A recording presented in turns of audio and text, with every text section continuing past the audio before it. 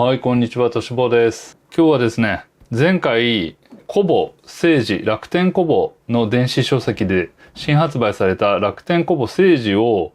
開封して簡単にね、レビューさせてもらったんですけども、すごくね、特にね、外国の方からね、コメントをたくさんいただきまして、ご覧いただけたようで、非常にありがたかったんですけども、これをね、もうちょっと詳しいレビューをしていきたいと思います。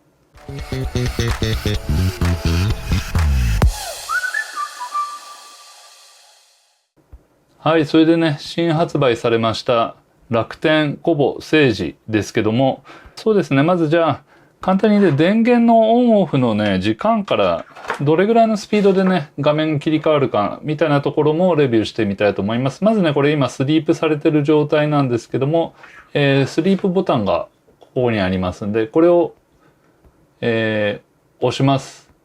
これでスリープ解除。スリープの場合は、こういったね、読書中の本文のページが開きます。そして長押しをすると電源オフになります。で、もう一回長押しすると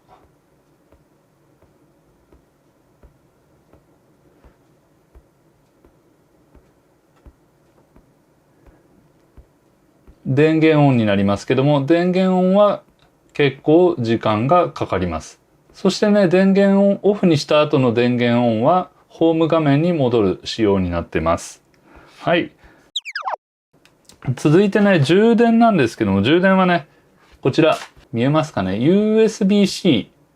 になっております。で、付属するのはね、USB-C のケーブルのみになります。充電器は付属しません。なのでね、パソコンにつないで充電するか、もしくはね、汎用の充電器につないで USB-C をね、こちら側はでも USB の普通のタイプ A ですんで、普通の充電器につないで使えばいいかなと思います。で、充電中も操作は可能になってます。はい、それであとね、ページめくりボタンですけども、標準ではこちら側が進むボタンで、こちら側が戻るボタンになります。で、どれぐらいのね、スピードでね、ページがめくれてるか、いくかっていうのを見ていただきますと、こういった感じで、いきます。ポン、ポン、ポン、ポン、ポン、ポン。軽快にね、ページをめくっていくことができます。で、章が変わるときに、画面が一回真っ暗になって、もう一度描写されるような感じですね。非常にスムーズです。この章の切り替わりの時に、画面が一回暗くなります。戻るの時もそういう感じです。で、このね、ページめくりボタンは入れ替えが可能でして、こちらの設定からここをね、切り替えにすると逆にすることができます。なんでね、僕は片手で持つ場合は、こっち側の方がバランスが取りやすいんで、こっち側をね、進むボタンにしてます。次ページのボタンにしてます。で、こういう感じで、片手で持って使っています。なかなかね、ページのスピードが、表示が速くていいんじゃないでしょうか。次はですね、ホーム画面での使い方ですけども、表紙をね、長押しすると、こういった詳細表示とか、本テキストメニューが出てくるような感じですね。ページが表示されているときは、真ん中を押すと、上下にこういったメニューが出てきます。で、右タップで前ページ、左タップで次ページになりますね。で、左上をスワイプすると明るさが変えることができます。で、明るくすることができます。で、一番明るい感じです。わかるかな、これ。こういう感じで明るさを変えることができます。で、こういったここの辺のメニュー一通り何があるかと言いますと、まずこれはね、画面の回転の自動で回転するか、横画面でロックするか、縦画面でロックするかっていうのをここで切り替えることができます。で、明るさはね、さっきこっちでスワイプでもできましたけども、ここのメーターでもできますし、ナチュラルライトって言ってね、時間帯によって、こういったね、これ今ね、一番白い状態ですけども、少しね、黄色いブルーライトカットのモードにすることができます。で、これはね、就寝時間を決めることによって自動でライトの色味を調節することができます。文字の大きさはここで変更することができます。で、書籍によっては行間や余白、文字揃えなんかが変更することができます。で、こちらのボタンで、読書の進捗具合ですね。どれぐらい進んだかとか、何時間で読了するか、なんていうことは分かることができます。で、こちらで読書設定ですね。ヘッダー、フッターに何をつけるかということと、先ほど言ったボタン操作の切り替えですね。僕は逆にしてます。で、画面のリフレッシュ頻度なんかもここで、今、小になってますんで、先ほどページめくった時は小のところで一回暗くなってリフレッシュされてましたけども、ページごとにもすることができます。あと、エリアのね、タップするエリアの違いなんかもここで設定することができます。はい、それであとね、こちらの方は詳細情報を表示だったり、辞書だったり、関連書籍やヒントを表示することができます。であとタップ操作ができることとしては、右上をタップするとしおり、こういったね、しおりをつけることができます。こういったドラッグすることによってハイライトをつけることができます。あとスタイラスでこうやってね、書き込みもできるんですけども、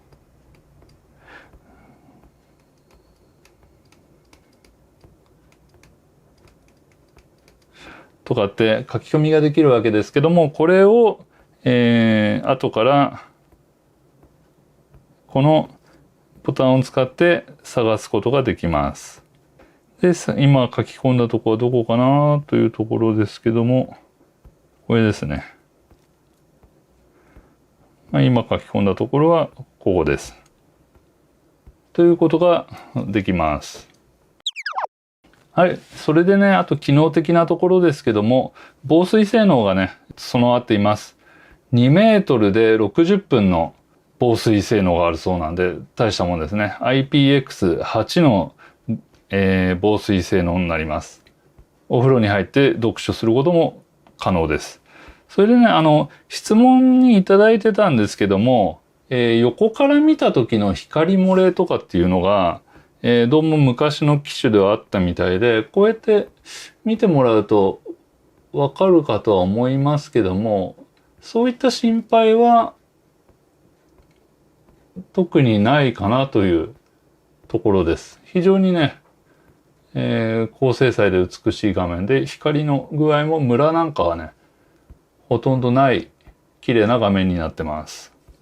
はい。それであとね、画面のね、回転させる時のスピードとかですけども、こういった形で、非常にね、これもスピーディーに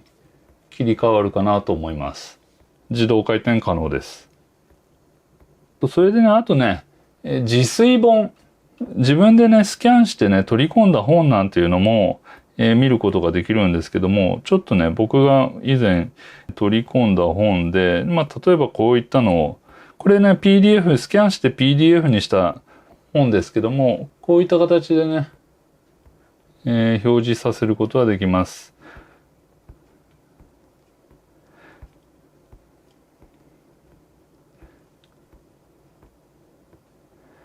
読み込んだ画像なんでね、どうしてもね、テキストベースの書籍に比べると、若干こうページ送りの時にもたつき感はあるんですけども、それでもね、こうやって軽快にね、見ること。一回これ描写して横幅とかを合わせてるのかな。一回表示した後にちょっとグッと縮まったり広がったりするような雰囲気があります。ただね、結構ね、こうやって見てもらうとね、スキャンしたものとは思えないぐらいね、結構きちんと表示されて非常にね、読みやすいです。で、スピードも十分じゃないかなと思います。自炊本もね、結構快適に読むことができます。でね、自炊本にもこうやってね、書き込みができますんで、これはあれだ、マーカーになっちゃった。自炊本にも、ここ、書き込みができますんで、こういったのもね、こういったマーカーはつけれませんけども、マーカーはつけれませんけども、書き込んだ場所はこうやって、後から検索して探すことができます。検索というか、一覧からね、探すことができます。自炊本にもね、非常に使いやすいんじゃないかなと思います。もちろんね、こういったしおりも使えますね。はい、それじゃあね、僕が持ってます Kindle ですね。Kindle Paperwhite の、これがね、何世代目になるんかな。多分バックライトがついて、1世代目かなだとは思うんですけども、それとのね、描画の比較、画面の大きさはね、こう見てもらった通り全然違うんですけども、ページ送りをした際は、こういったような、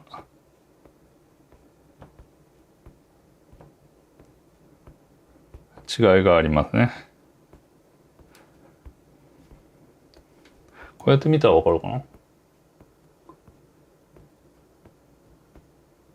やっぱり Kindle の方はね、リフレッシュするタイミングが多いんですけども、コボセージの方はリフレッシュが少ないんで非常に読みやすいかなというところです。Kindle ね、ペーパーホワイトもね、割とね、サイズはちっちゃいですけど、電子ペーパーですんでね、見やすいです。ただね、ちょっと反応がやっぱりね、もたつくんで、そういった部分ではもう、やっぱり、最新世代の、コボの方が読みやすいと思います。はい、続いてね、スタイラスの方です。スタイラスの方ですけども、これもね、前回のレビューでお話ししましたけども、電池の方が、こちら、ターン6になりますね。トリプル A じゃなくて、フォース A っていうんですかね、4個 A がついた、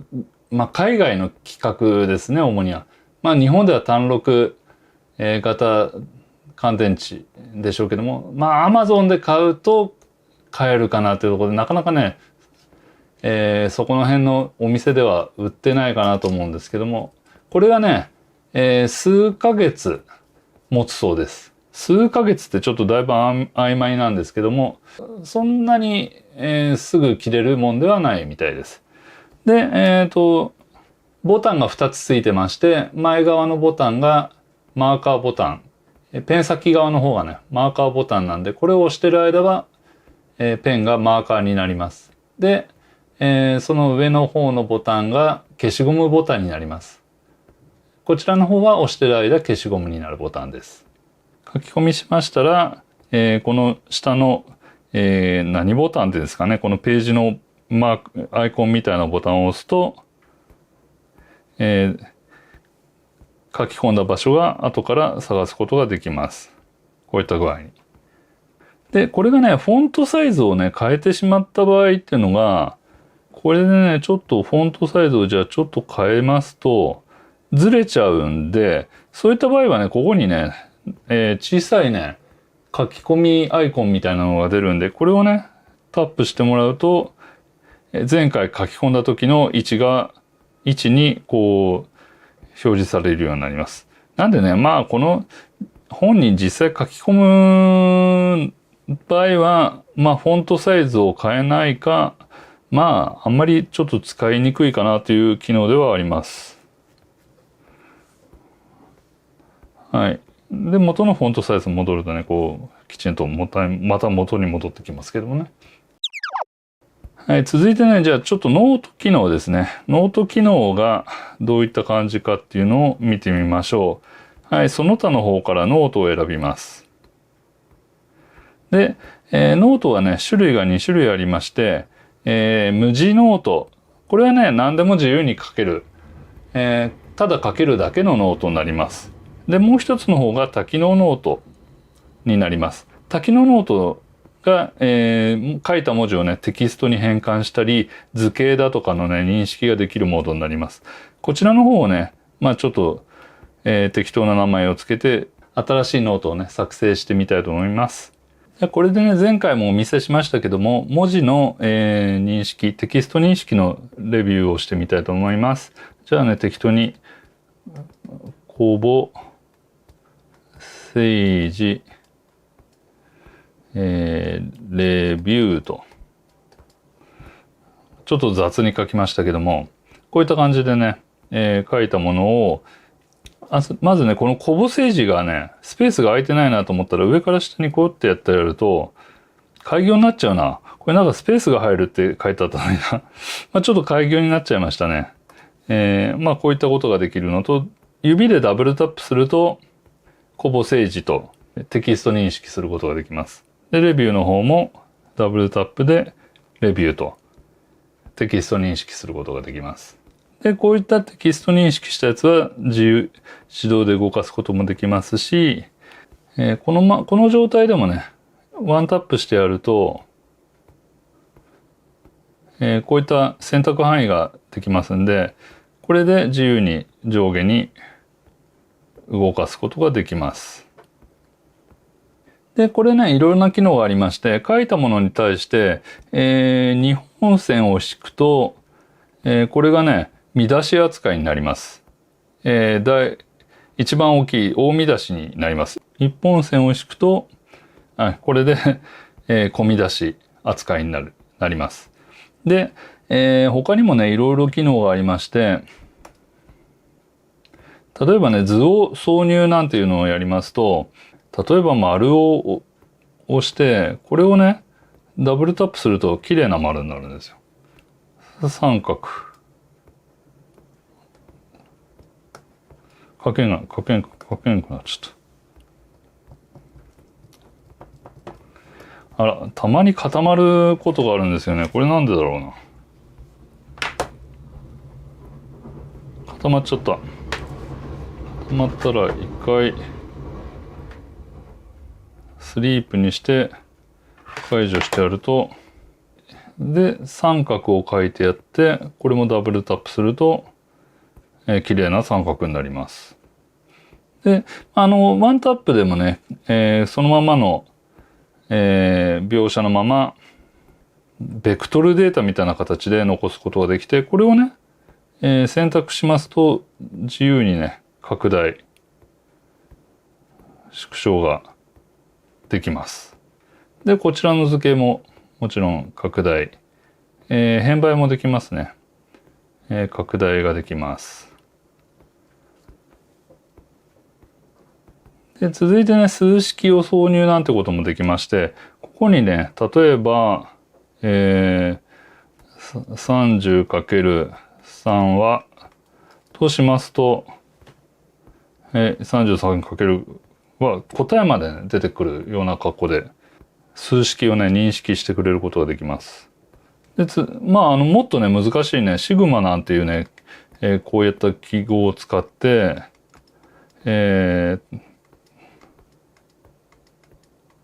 こんなね、数式を使ったとしても、こういう感じで、見事に変換してくれます。これもね、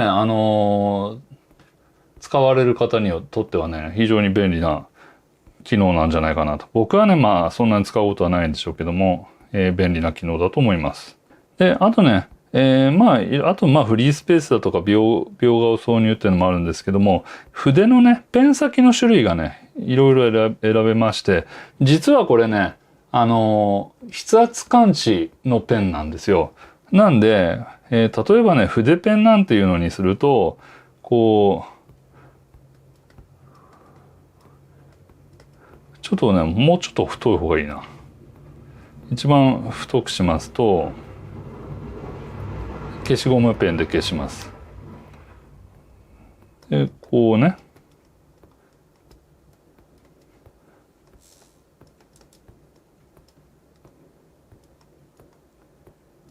初日の出みたいなね。こういったなんかこう筆っぽいような、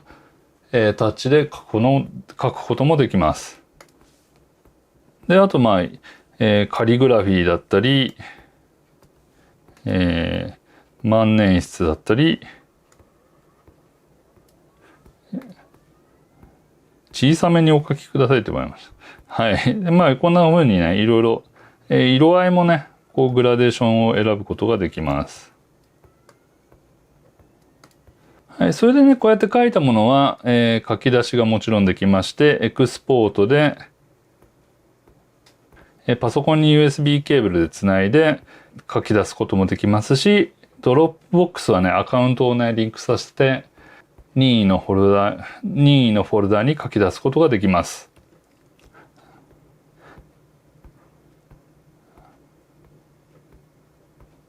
ちょっとね、今、ドロップボックスに例えば書き出ししてみたいと思いますけども、こういった形でね、ワード形式だったり、テキスト形式だったり、HTML だったり、形式が選べるようになってます。それで、じゃあ今回は HTML にしようかな。で、エクスポート。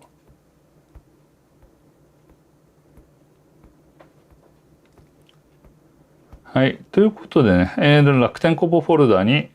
任意のフォルダじゃないですね。もう楽天コボフォルダっていうのは決まってるんですね。に、書き出すことができました。それでね、あとね、取り込んだ質問で、前回の動画で質問をいただいてて、なんか電池の減り早いですね。その他からドロップボックスを使って、これドロップボックスに保存した、自炊した本とか、あとはね、サンプルのね、EPUB 形式の、開くかな？はい。こういったね、EPUB 形式の書類に書き込みができますかっていうね、質問をいただきましたけども、ちょっと描画が遅いな。はい。これちょっと文字がすごい大きいんですけども。で、こうやってね、取り込んだ、EPUB 形式の、書類に書き込みも可能です。で、こうやってハイライトをつけることも可能です。これね、質問していただいてたんで、こういった形で、書くことができます。はい。という感じで、ざっとですけども、コボセージのレビューと、コボスタイラスのレビューをしてみました。